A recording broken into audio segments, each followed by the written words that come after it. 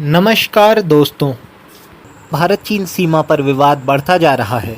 सैनिक आमने सामने आ रहे हैं और युद्ध की संभावनाओं से इनकार नहीं किया जा सकता। तो ये बहुत ज़रूरी हो जाता है कि हम अपनी गलतियों से सीखें और उन्हें ना दोहराएं। चीन आज दादागिरी पे उतर आता है तो इसका एक कारण 1962 के जंग में हुई हमारी हार भी है। हमारे आज के युवा के लिए ये बहुत ज़रूरी है कि वो अपना इतिहास जाने, उससे सबक ले और उन्हें ना दोहराए।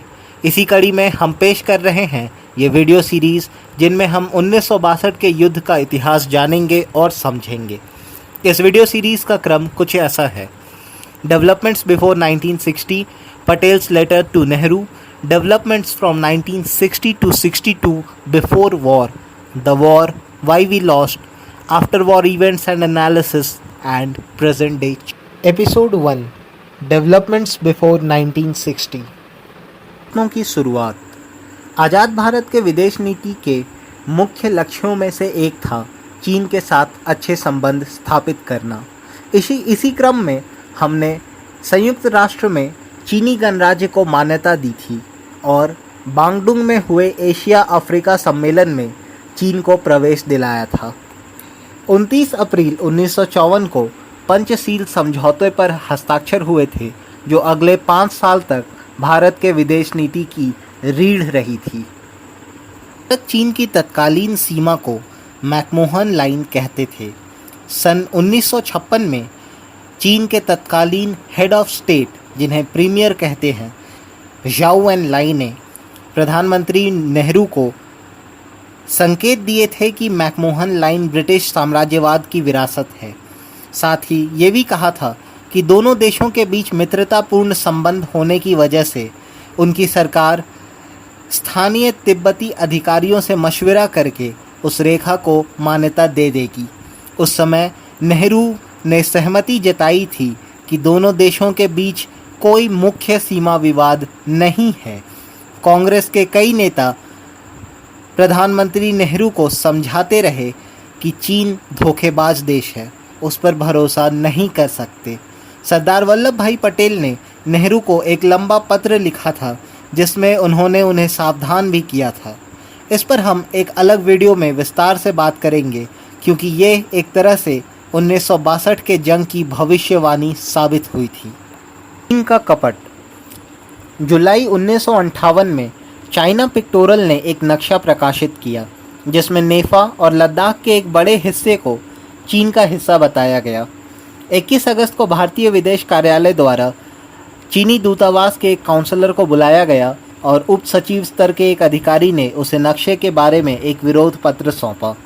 18 अक्टूबर को विदेश सचिव ने भी एक विरोध पत्र लिखा जिसमें सिक्यांग तिब्बत हाईवे के एक खंड पर आपत्ति व्यक्त की गई, जो जम्मू कश्मीर प्रांत के लद्दाख क्षेत्र के पूर्वी हिस्से से होकर बनाया जा रहा था और जो भारत का हिस्सा था। सन 1958 के आखिरी तक दोनों देशों के प्रधानमंत्री नेहरू और ज़ाओ एनलाई इस बारे में पत्राचार कर रहे थे। पत्रों का सिलसिला कई सालों तक चला, जो दुख और आश्चर्य के साथ शुरू होकर गुस्से और नाराज़गी में तब्दील होता गया। दिसंबर 1958 में नेहरू ने ज़ाओ के लिए सबसे लंबा पत्र लिखा। पत्र की शुरुआत में चीन की आर्थिक प्रगति की तारीफ की, फिर धीरे धीरे सतर्कतापूर्वक और शालीन भाषा में वे सीमा के मुद्दे पर आए। एक महीने के बाद ज़ाओ एनलाई का जवाब आया। इतिहास में भारत चीन सीमा के संबंध में कोई भी समझौता ठोस निष्कर्ष पर नहीं पहुंचा है।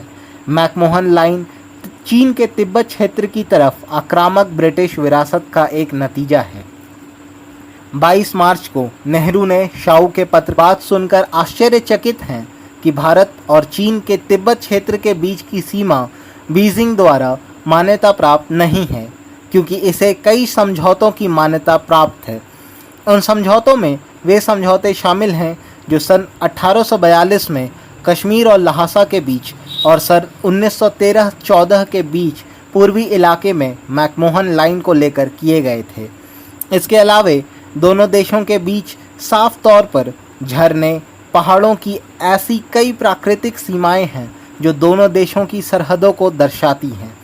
कुछ जगहों पर सीमा अस्पष्ट हो सकती है, लेकिन चीन के साथ भारत की सीमा रेखा का अधिकतर हिस्सा भौगोलिक, पारंपरिक और सीमा संबंधी कई समझौतों के आधार पर उचित रूप से अधिकृत है, जो हमारे नक्शे में दिखाया गया है।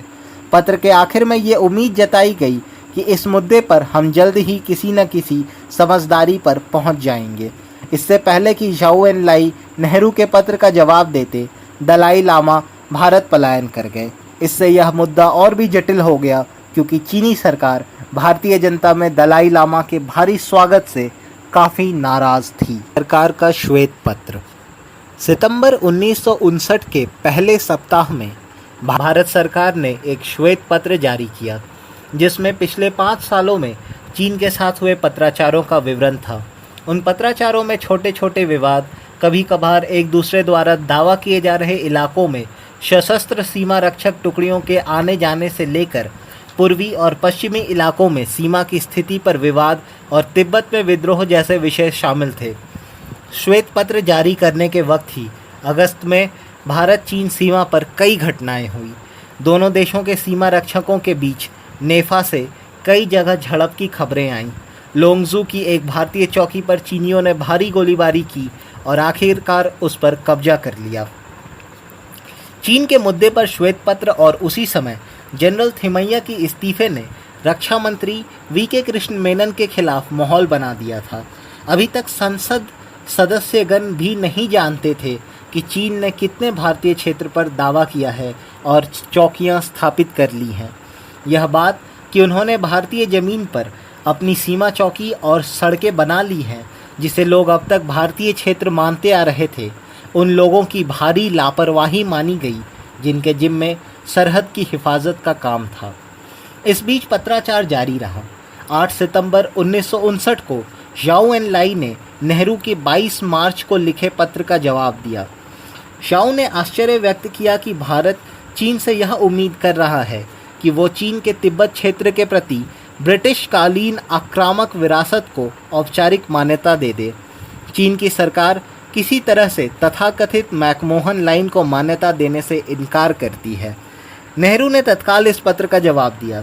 इस तरह के आरोप से भारत को काफ़ी तकलीफ पहुंची है कि आज़ाद भारत की सरकार ब्रिटिश साम्राज्यवाद की नीतियों से फ़ायदा उठाना चाह रही है। 1914 से लेकर 1947 तक चीन की किसी सरकार ने मैकमोहन रेखा पर कोई आपत्ति नहीं उठाई थी।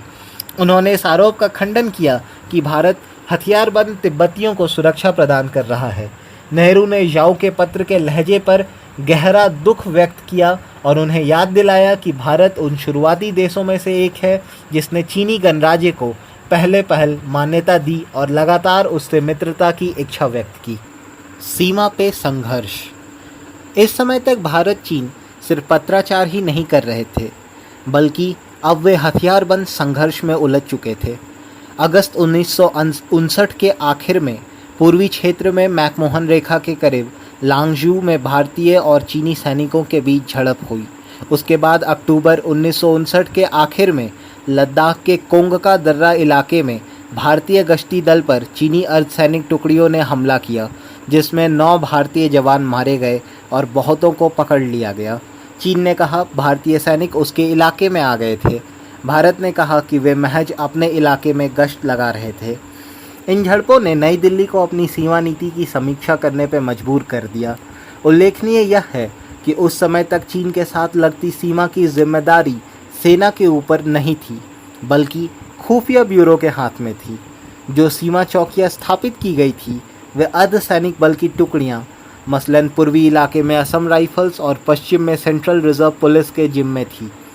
सेना की नियमित टुकड़ियों का जमावड़ा पाकिस्तान के साथ लगती सीमा पर किया गया था, जिसे भारत का मुख्य या शायद एकमात्र सैनिक खतरा माना जा रहा था। वैसे लोंगजू और कोंगका दर्रा जैसी घटनाओं के बाद पंजाब से 4थी डिवीज़न को वापस बुलाकर नेफा में तैनात कर दिया गया। यह एक महत्वपूर्ण परिवर्तन था, क्योंकि 4थी डिवीज़न पंजाब के मैदानों में तोप की लड़ाई के लिए प्रशिक्षित की गई थी। उसे हटाकर अब बिल्कुल अलग भौगोलिक परिस्थितियों में, यानी पहाड़ी इलाके में तैनात कर दिया गया था। यहाँ से शुरू हुई पंडित नेहरू की फॉरवर्ड पॉलिसी। फॉरवर्ड पॉलिसी का मतलब था मैकमोहन लाइन पर आगे तक जाकर चौकी स्थापित करना। अब इस अग्रगामी नीति के द्वारा भारत सरकार ने भारत चीन सीमा पर नो मैन्स लैंड को छोटी छोटी सैनिक चौकियों से भरने का प्रयास किया। ऐसा बिल्कुल सीमा पर या सीमा के आसपास करने का प्रयास किया गया। इस अभियान को नई दिल्ली में काफ़ी बढ़ा चढ़ाकर पेश किया गया। रक्षा मंत्रालय में तमाम तरह के नक्शे प्रकट हो गए। नीली पिनों से उन जगहों को दिखाया जा रहा था जहां सीमा चौकियां बनाई जा रही थीं। इन नक्शों पर उन जगहों को नहीं दिखाया जा रहा था जहां इसी तरह की कोशिशें चीनी पक्ष भी कर रहा था। चौकी स्थापित करने में कम समस्याएं नहीं थी। मैकमोहन रेखा बेशक नक्शों पर खींची गई थी, लेकिन वास्तविक तौर पर इसे कहाँ होना चाहिए इसका पुख्ता अनुमान किसी को नहीं था। जब भारत ने चौकियां बनानी शुरू की तो चीन ने रोष जाहिर किया। उसके अनुसार चौकियां उसके क्षेत्र में बनाई जा रही थी। समस्या ये भी थी कि चौकी बनाकर ऐसे दुर्गम और पहाड़ी क्षेत्रों में सैनिकों को भेज दिया गया जहां पहुंचना आसान नहीं था। कहीं बेहद घने जंगल तो कहीं पानी का नामो निशान नहीं। उस पर भीषण ठंड, खाद्य सामग्री और बाकी ज़रूरी सामान की आपूर्ति भी नहीं हो पा रही थी। न खाना ठीक ढंग से पहुंच पा रहा था और न पानी। सैनिकों के पास इस इलाके में ठंड के हिसाब से गर्म कपड़े भी पर्याप्त नहीं थे।